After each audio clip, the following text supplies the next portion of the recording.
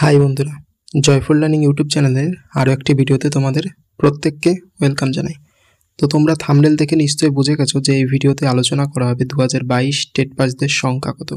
শুধুমাত্র regular D.El.Ed RTI করে কি জানা গেছে সেই নিয়েই আজকে এই ভিডিওতে বিস্তারিত আলোচনা করা হবে। তো চলো বেশি না বকে ভাট ভিডিওটি শুরু করা যাক। তো তোমরা সকলেই ইতিমধ্যে জেনে গিয়েছো যে 2022 টেট পাস শুধুমাত্র রেগুলার ডিএলএড রয়েছে 52,149 জন। আই রিপিট এগেন, 52,149 জন তোমাদের শুধুমাত্র 2022-এর TET pass regular DElEd candidate রয়েছে। তো এটা তো টোটাল রয়েছে।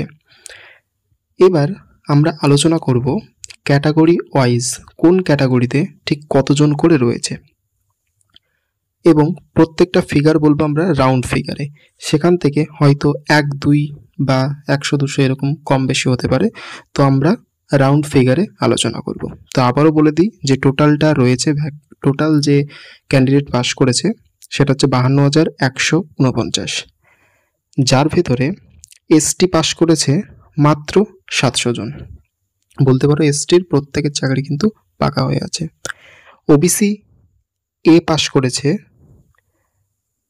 12,500 মতো, ওবিসি বি পাস করেছে 12,500 মতো, এবং ওবিসি বি আর এসসি প্রায় একই, সেম রাউন্ড ফিগারে যদি বলি সেই 12,500 মতো ক্যান্ডিডেটই কিন্তু পাস করেছে, এবং জেনারেল ক্যান্ডিডেট মোটামুটি প্রায় 16,500 মতো কিন্তু পাস করেছে।